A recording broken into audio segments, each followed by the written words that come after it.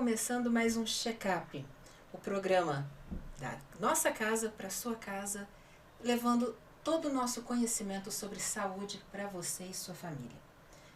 O mundo hoje está muito mudado. As pessoas estão envelhecendo cada vez mais e nem sempre envelhecem com qualidade de vida. E para a gente tentar reverter isso, nada melhor que ter o conhecimento a respeito. E hoje, para trazer um pouco desse conhecimento para o nosso envelhecimento saudável, estamos aqui com o Dr. Flávio Ferro. Olá, doutor. Seja bem-vindo ao Check-up. Olá, Daniela. Obrigado pelo convite. Prazer estar aqui. Prazer é todo nosso. Conte um pouquinho da sua história, doutor. Bom, eu sou médico geriatra de formação. Me formei na USP, lá no Hospital das Clínicas de Ribeirão Preto. Fiz residência médica em clínica médica, em geriatria. Passei pelo período da pandemia, né, um dos períodos mais difíceis ali. Sim. E ao mesmo tempo engrandecedor para toda a nossa formação. E pessoalmente nasci em Ribeirão Preto, estou morando aqui em Franca agora, exercendo essa carreira tão bonita, né? Que Sim. É a geriatria, tão importante, e é um pouquinho do que a gente vai falar hoje, né? Muito importante, Exato. Né? Muito bem. E em que momento da sua vida o senhor decidiu trabalhar com os nossos velhinhos? Olha, eu sempre tive isso na faculdade. Eu queria clínica médica, né? Que é a parte mais investigativa, mais teórica da medicina, né? Uhum. A gente não faz cirurgias, a gente não faz grandes procedimentos, mas a gente pensa, a gente investiga, a gente reflete, a gente conversa, e essa era a área da medicina que mais me encantava. Uhum. E eu não conseguia fixar um órgão, assim, sabe? Eu quero ser cardiologista porque eu quero saber do coração, ou neurologista, ou pneumologista. Eu tinha muita dificuldade, porque eu gostava de todas as áreas. E ao mesmo tempo, vendo aí o envelhecimento populacional, gostava de atender os pacientes idosos, ouvir as histórias deles. Eu, pessoalmente, não tive avós no meu crescimento, então talvez seja até uma carência pessoal. Buscava nos outros avós aí essa questão familiar, né? Meus avós faleceram muito cedo. E então a geriatria uniu tudo isso, né? Uma clínica médica completa, que a gente não precisa ficar falando só de um órgão, a gente olha o idoso como um todo, e a gente tem consultas longas, que a gente ouve a história, a gente investiga, a gente consegue ir bem a fundo daquela família, daquele paciente, para ajudar. Vira família. Sim. Também, né? Adota. Sim. Adota. Me fala, o mundo está envelhecendo. Nós estamos vivendo cada vez mais e nem sempre com a qualidade de vida tão boa. O que nós podemos fazer para envelhecer bem? Uhum. Bom, há aquele mito, né, de que o envelhecimento é uma coisa terrível a ser evitada, né? Uhum. A gente olha placas mais antigas, a gente vê o idoso representado por aquela figura corcundinha, da bengalinha. Isso tem mudado, já tem sido alteradas essas placas. Sim. Porque não é mais isso, né? Uhum. Hoje o nosso objetivo é envelhecer com qualidade, preservando a autonomia, trazendo qualidade de vida, mantendo a independência e todas as atividades que nós buscamos realmente construir ao longo da vida e manter isso pelo máximo de tempo possível. Uhum. Como envelhecer bem, né? Isso é o tópico da geriatria, minha especialidade, uhum. né? Nós estudamos realmente todo o processo de envelhecimento. E a maneira de alcançar isso exige um planejamento. Não é chegar aos 80 anos, agora eu quero envelhecer bem. Não, o processo já começou muito lá atrás. Nós geriatras, o nosso paciente do sonho é aquele paciente que vem aos 40, aos 50 anos e fala, olha, eu quero planejar meu envelhecimento, eu quero cuidar dos meus problemas de saúde, eu quero planejar meu estilo de vida para que eu atinja esse resultado. Uhum. E aí a gente realmente tem alguns pilares do estilo de vida que trazem maior sucesso nesse objetivo, né? A alimentação, a atividade física bem planejada, um sono de qualidade, manter uma ocupação, conexões sociais, evitar comportamentos de risco excessivo, como o tabagismo, o etilismo, risco de quedas. Então, tudo isso em conjunto, vai moldando e trabalhando. E além disso também a parte da mente, né? A gente fala que a gente tem que se manter ativo mentalmente também. Estudar, aprender coisas novas, estar cuidando da saúde emocional. Tudo isso a gente vai falar bastante hoje. É o que traz que a gente chegue numa fase mais avançada com sucesso nesse processo. É a história do corpo, da mente sã num corpo são, né? Exatamente. Enquanto a mente está jovem, o corpo também permanece, né? E vice-versa. Né? Envelhecer não significa adoecer, né, doutor? Não. Tem aquele mito de que muitas doenças só acontecem com envelhecimento. Uhum. Mas isso não é tão real nos dias de hoje, né? Com o avanço da medicina. A gente teve uma mudança bastante grande de perfil epidemiológico, ou seja, perfil do comportamento das doenças que a gente mais encara na prática, né? Então, a gente pega décadas, século atrás, a gente tinha mais doenças infecciosas, infectoparasitárias, maior desafio na mortalidade infantil, nós tínhamos maior dificuldade de controlar neoplasias, né? O câncer no geral, que é uma doença muito heterogênea. Hoje a gente vê que avançou muito, né? As nossas possibilidades terapêuticas de cuidar, de controlar os agravos que essas doenças trazem, de reduzir mortalidade. Então, envelhecer não é adoecer.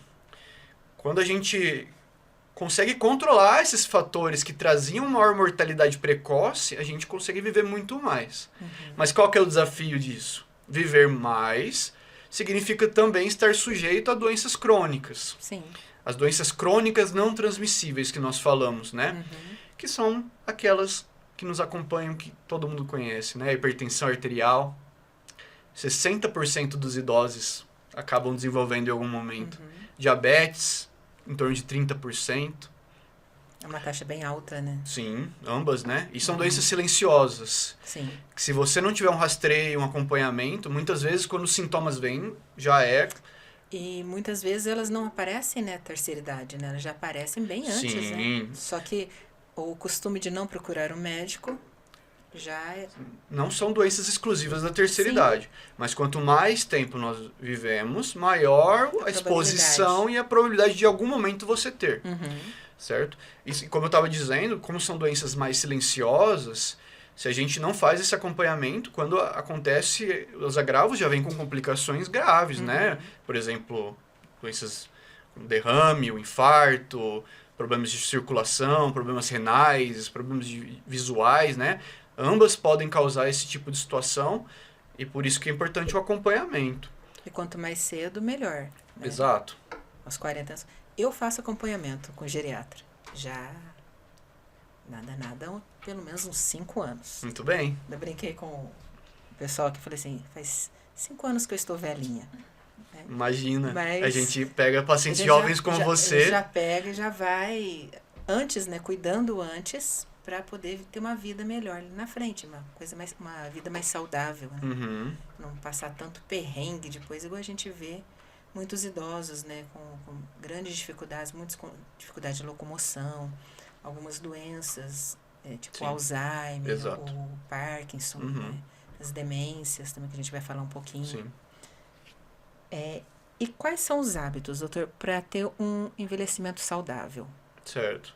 Os principais. Deles. São esses pilares que eu comecei a superficialmente comentar aqui, né?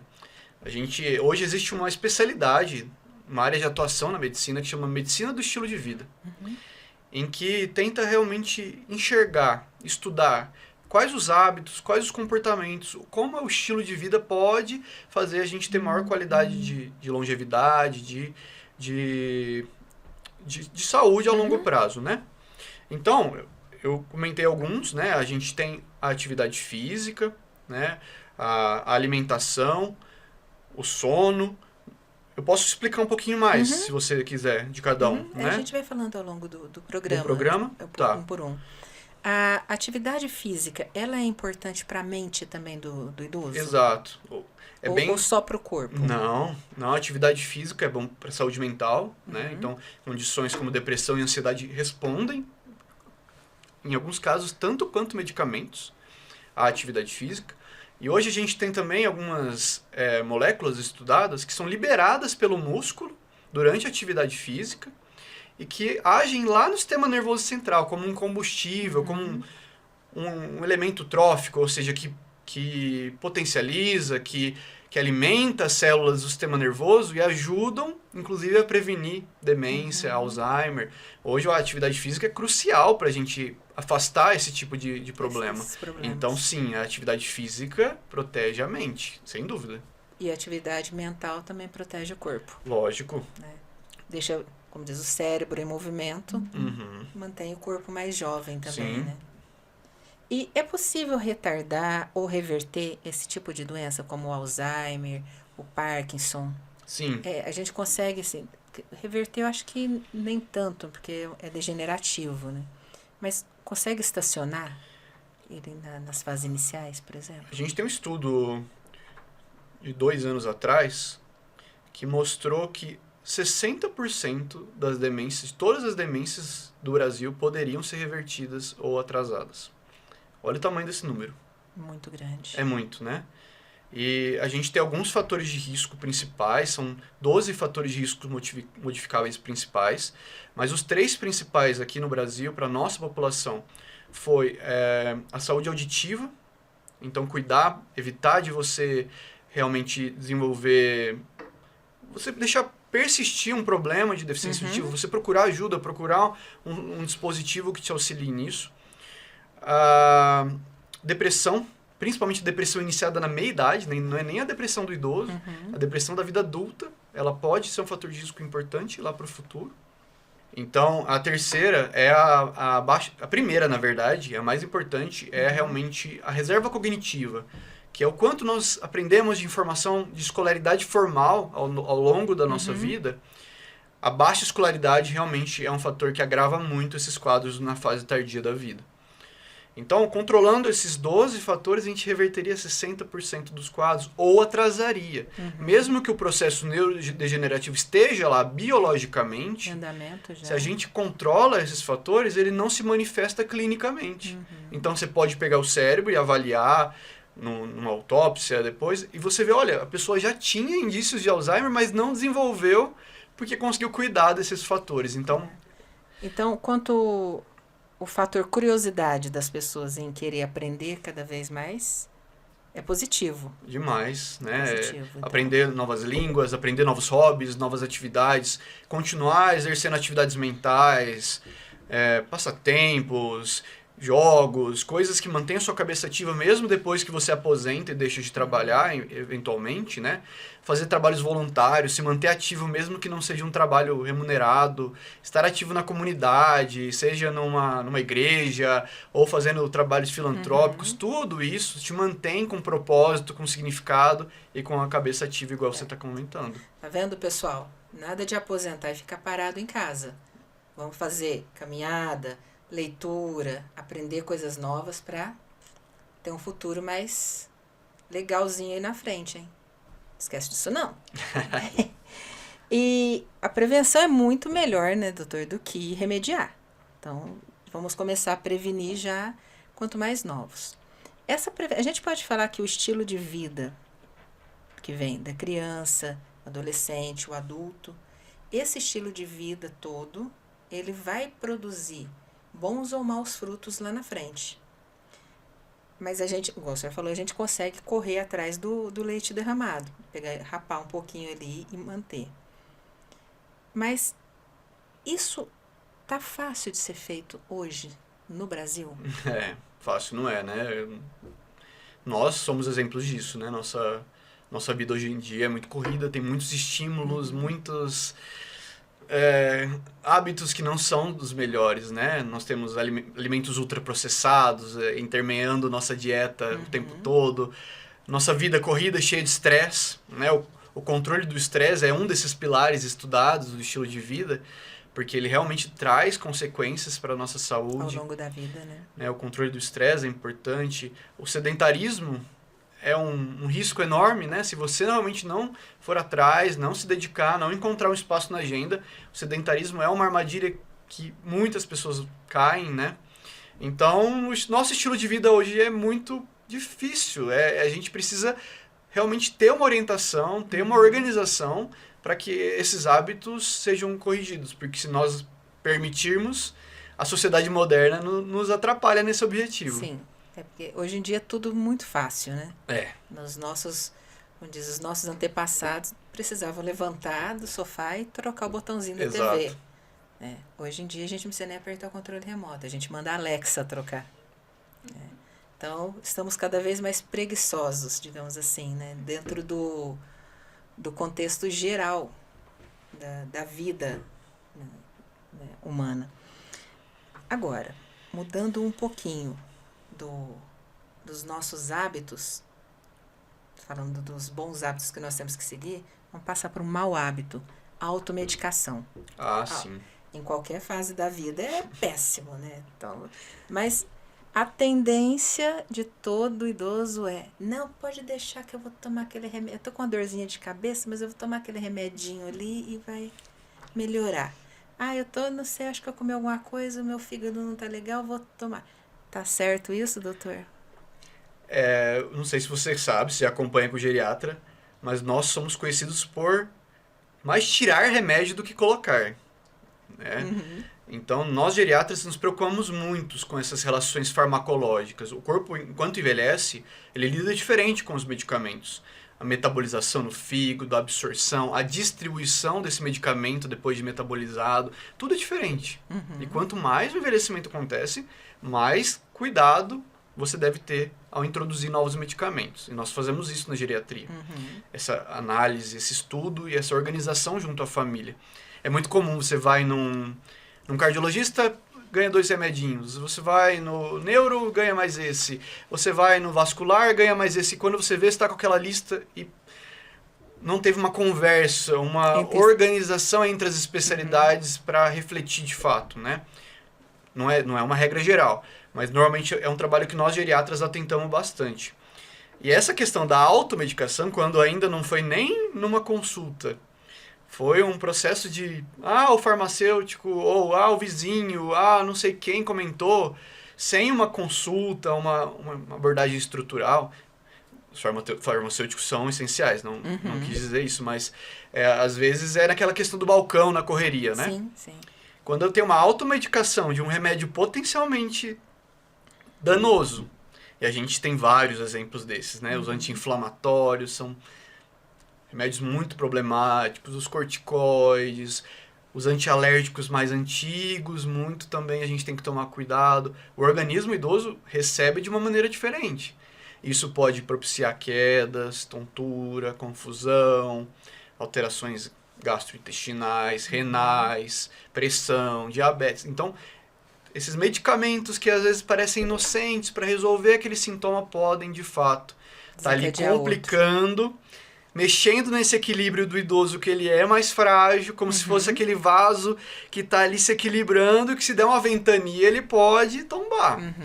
Então, se a gente às vezes introduz um elemento que vai desequilibrar, tirar esse fino equilíbrio, a gente pode estar causando problemas sérios. Vamos resumindo, então. Aquelas 10 gotas de dipirona que a gente toma com 40 anos vão fazer um efeito muito maior numa pessoa de 60, 70 anos. Sim, a metabolização é diferente. A dipirona não seria o melhor exemplar disso, tá? Mas realmente essa é a linha, dose, né? A gente tem que ser mais cauteloso no início de dose, na progressão dos remédios e na escolha dos remédios. O idoso é mais sensível. Sim, se você se automedica sem uma abordagem planejada, uma investigação, um entendimento da situação daquele organismo, da indicação daquele medicamento, das contraindicações, sim, a gente pode estar tendo problema. Então, desencadeia outros problemas maiores, né, do que aquele que ele já está passando ali. A gente tem até um conceito em geriatria que chama cascata iatrogênica. O que é isso? É uma sequência de eventos que às vezes um medicamento desencadeia. Então eu tomo um remédio que tem como efeito colateral me dá inchaço na perna. Eu vou num médico, tá inchaço na perna, eu dou um diurético que vai fazer xixi para tentar melhorar o inchaço. Mas esse diurético, ele causa tontura quando eu levanto muito rápido. Aí, essa tontura, eu vou tomar um remedinho ali para labirinto, mesmo que não tenha nada a ver. Esse labirinto, esse remédio para labirinto, um deles, pode causar sintomas do Parkinson. Aí eu desenvolvo um Parkinson, eu vou no neurologista e recebo um tratamento de Parkinson. Você percebeu que um remédio desencadeou uma sequência de 5, 6 eventos, e cada um desses remédios com seus próprios efeitos colaterais. Vai desencadeando Então outros. tem que tomar muito cuidado. É muito complicado. Não só idoso, mas o idoso acaba sendo mais sensível, né, como o senhor disse. E o acompanhamento regular no médico? O idoso precisa ir mais vezes ao médico do que uma pessoa de meia idade. Sim, né? O acompanhamento tem que ser mais regular. É heterogêneo. O envelhecer, ele é heterogêneo. Então, nós temos pessoas de 80 anos que preservam completamente sua autonomia, usam poucos remédios, e temos pessoas, às vezes, 60 que já estão numa fase com mais necessidade de acompanhamento, de especialistas, de consultas. É difícil generalizar, mas sim, conforme o tempo vai passando, né, se eu pego um idoso centenário, nonagenário, eu quero vê-lo mais de perto. Porque como esse equilíbrio ele é mais fino, qualquer evento que começa a descompensar, se eu pegar ele precoce, eu previno de que isso se torne uma situação menos reversível. Então, às vezes, aquele sintoma sutil, eu consigo prevenir um evento maior. Certo. E falando em idoso, a gente falando de medicamentos, mas pensando já nos idosos mais debilitados, né? Mais velhinhos também. A casa ela tem que ter também uma organização para evitar acidentes, Sim, né? com certeza. Tapetes, barra em banheiro. Isso daí é uma coisa hoje ainda que leva muito idoso ainda pro hospital, Muito. porque quedas por conta dessas coisas mais simples de casa, assim, essa falta de cuidado. Quedas estão entre o top 3 de causas de hospitalização no idoso, né? É um dos grandes temores nossos, né? Que aconteça as quedas. Elas podem ser o gatilho, assim, para desencadear uma piora da qualidade de vida, da funcionalidade desse idoso, de maneira, às vezes, irreversível. A queda, ela deve ser prevenida com todas as nossas forças, né? Nosso grande medo são as fraturas, mas nós podemos também ter traumas cranianos, sangramentos, outras complicações que uma queda, às vezes o próprio medo de cair de novo, leva aquele idoso a ficar mais retraído, mais ansioso, piora muito a saúde mental e ele vai perdendo mais massa muscular por ter medo de fazer as coisas. Então, queda pode trazer tudo isso. Uma série de outros problemas. Então, também. Isso que você falou de uma prevenção ambiental é um dos pontos chaves para a gente prevenir. E é uma coisa tão simples, né? Vamos tirar um tapete, tem um idoso que já está começando a arrastar o pé ali, né, gente? É simples, mas exige um olhar especializado. A gente precisa ver realmente cada cômodo, olhar os ambientes que são mais de risco. Então, o banheiro é um desses lugares, né? Ter barras de apoio na hora do banho. Se o idoso não tem um bom equilíbrio, uma boa firmeza, tomar banho numa cadeira de banho apoiado. A barra também deve estar ao lado do vaso sanitário, porque é um momento de deslocamento de risco também. Esse trajeto do banheiro à noite, o idoso ele tem mais tendência a fazer xixi de madrugada. A gente tem que respeitar muito esse ambiente, esse trajeto, né? Tirando obstáculos, mantendo uma iluminação fácil, um abajur ou uma luz acesa. Evitar ter realmente muito desvios nesse trajeto. E isso serve para análise de outros cômodos, né? Então, a sala, o quintal, evitar pisos molhados, evitar escadas muito íngremes, sempre ter, quando for ter subir numa escada, ter alguém ao lado, apoiando, e não, dependendo do caso, evitar esse tipo de exposição, né? Também um idoso mais frágil não deve nem se expor a uma situação assim. Certo, sempre deve ter um adulto por perto, para tomar uma conta dele ali, né? Ajudar, né? Não é sempre. A gente quer preservar a autonomia e a independência o máximo de tempo possível. Por isso que eu digo que é heterogêneo. Eu fiz a pergunta pensando naqueles idosos que já estão mais debilitados, né? E que a gente vê hoje em dia muita família deixando, né, um idoso já acamado, às vezes ou que tem uma dificuldade maior de andar, por si. A gente vê a família Não, esses com certeza. Infelizmente, hoje em dia, cada vez mais, né? A família não está dando muita bola, digamos assim. Mas você percebe que na nossa conversa, se a gente não conceitua, a gente começa a jogar o idoso para o idoso mais frágil. Mais frágil. Mais dependente. É, que a gente vai naquele, né? E não é uma verdade. O idoso, ele pode... A gente não precisa ter essa imagem do idoso do velhinho, mais debilitado, né? Existem os dois cenários. Inclusive, existe hoje um conceito novo, que é a quarta idade. Né? A gente tem a terceira idade, bem conhecida, e a gente hoje entende que a terceira idade é esse processo de envelhecimento que a pessoa é ativa, ainda participativa, e a quarta idade seria uma etapa além, quando o idoso perde mais a sua autonomia, a sua independência, fica mais restrito, mais dependente. Sim. Então, nosso grande objetivo é preservar o idoso na terceira idade o máximo de tempo possível. E essa quarta idade, isso que você mencionou, realmente é um momento em que a atenção, os cuidados são redobrados. Às vezes precisa de um cuidador profissional, ou a família está sempre realmente exercendo esse papel. Em alguns casos, aí entram as instituições de longa permanência nessas condições casos, em que né? já houve realmente um processo mais de fragilização e de dependência. Um envelhecimento mais avançado. Exato. E o que significa, doutor, envelhecer com autonomia? Vamos explicar para o pessoal ali de casa o que significa autonomia no envelhecimento. Bom, autonomia, talvez muita gente faz confusão com esse termo, tá? Autonomia é a capacidade de decidir, tá? É uma função mental. Então, por mais que às vezes o idoso tenha alguma limitação física, esteja numa cadeira de roda, ele pode ainda ser autônomo, tá? Porque a autonomia é a capacidade de decidir sobre a sua vida, sobre organizar o que ele deseja, manifestar os seus desejos. É diferente do conceito de independência. Independência já é a capacidade física de exercer as habilidades de vida diária, né?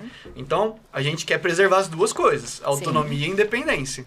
Mas às vezes você pode ter a perda de uma sem a perda da outra, tá?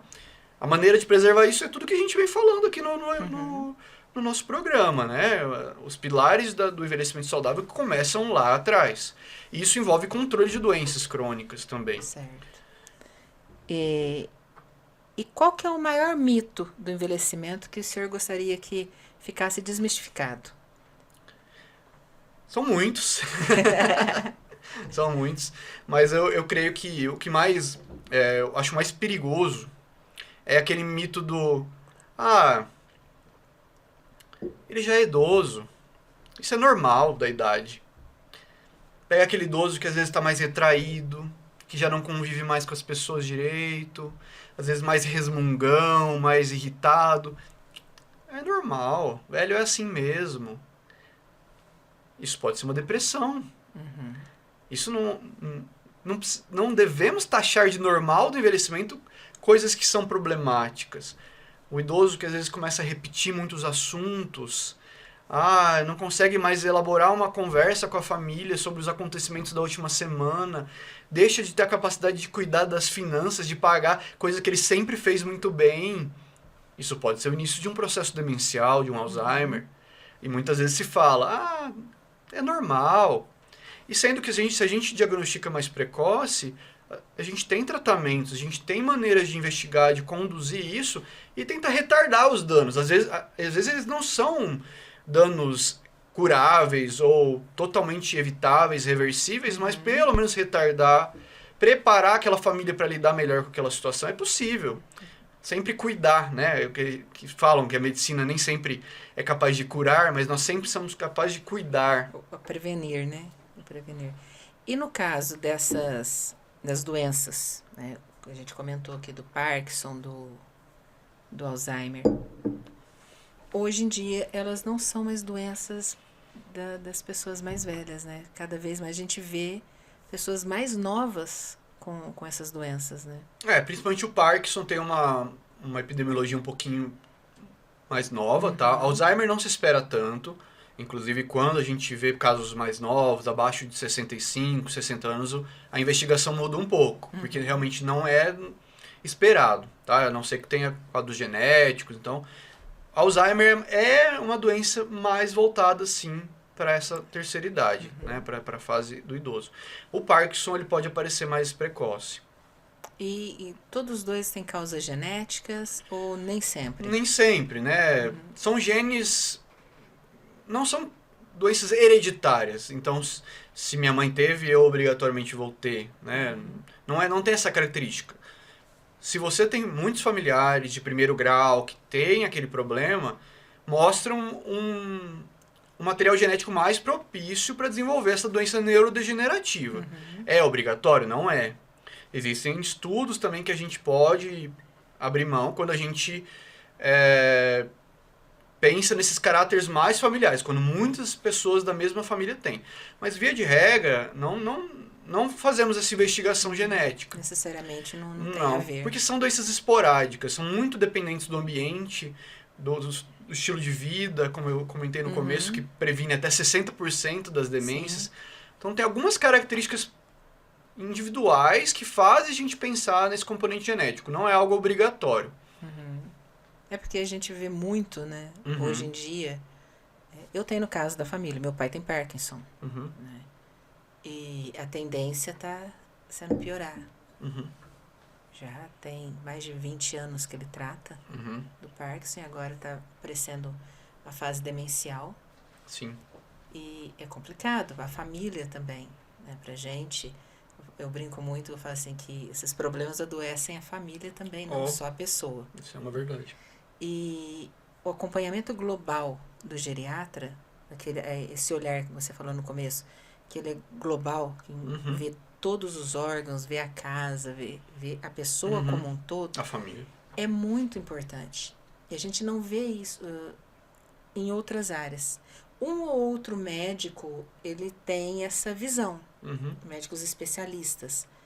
Mas nem todos. E todos deveriam ter, né? Acho que todas as áreas da medicina elas deveriam conversar entre si.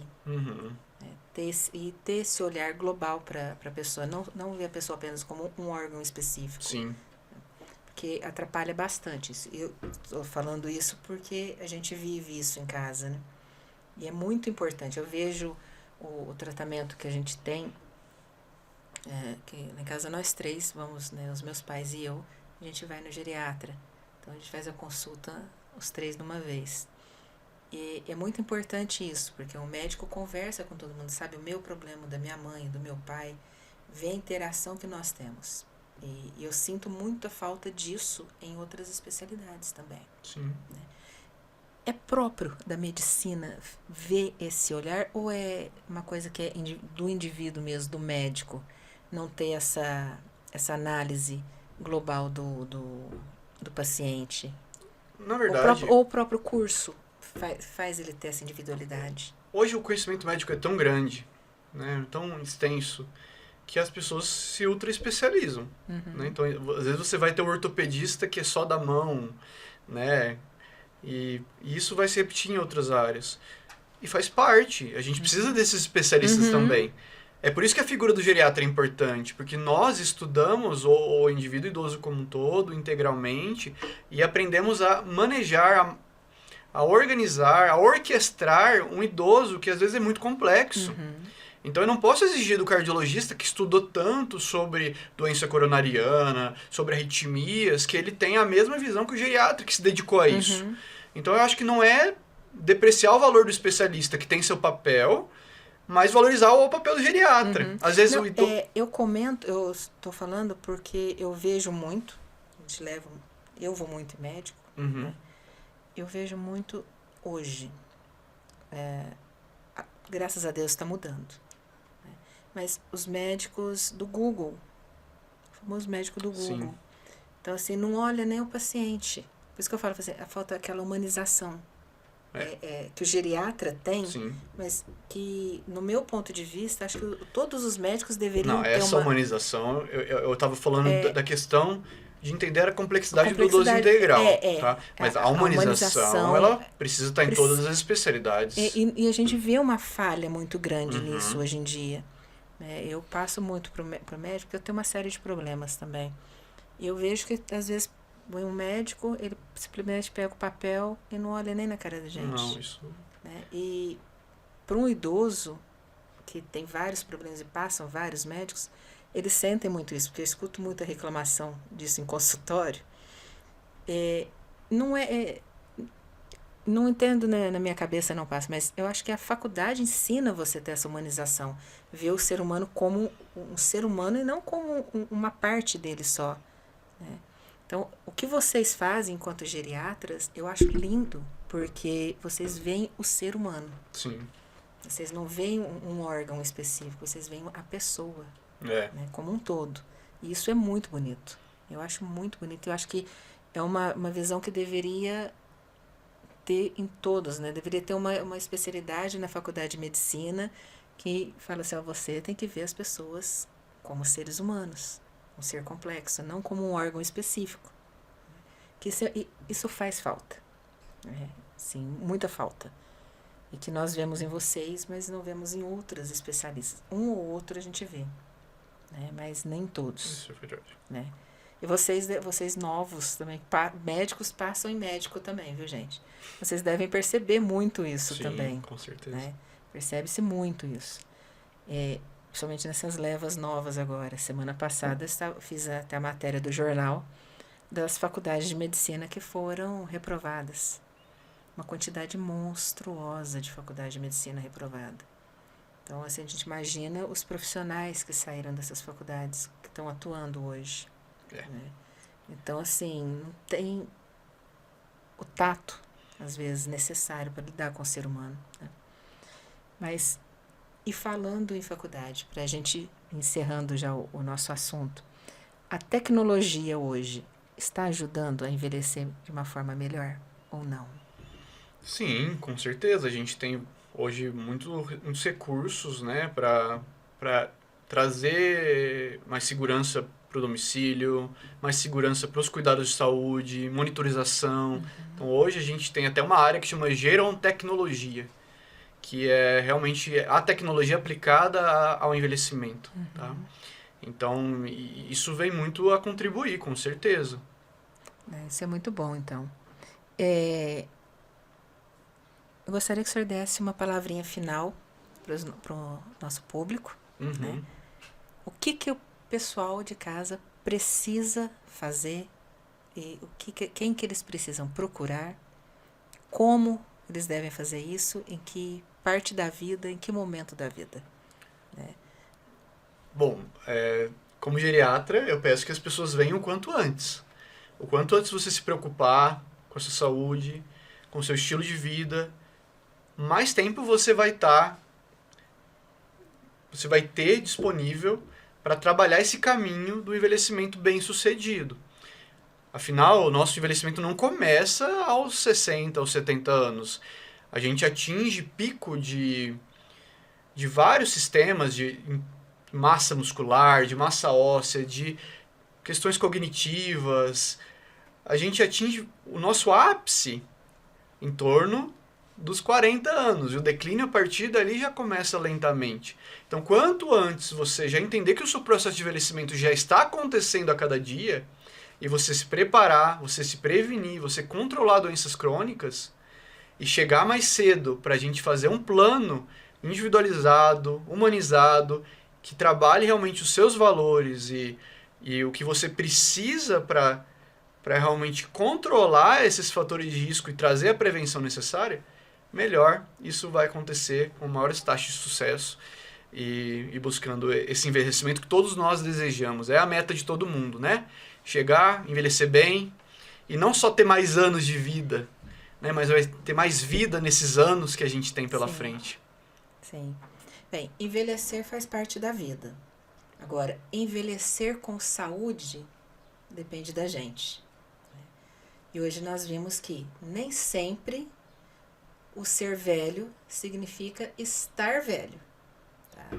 Então, vamos envelhecer com cuidado, vamos buscar um padrão de vida melhor pra gente, desde sempre, tá? Para chegar lá no nosso futuro, a gente tá uns velhinhos nota 10. Tá bom? O programa Check-up chega ao final. Gostaria de agradecer ao Dr. Flávio, Eu que agradeço, que esteve aqui com a gente, e a você que está nos acompanhando. E até o próximo programa. Até mais.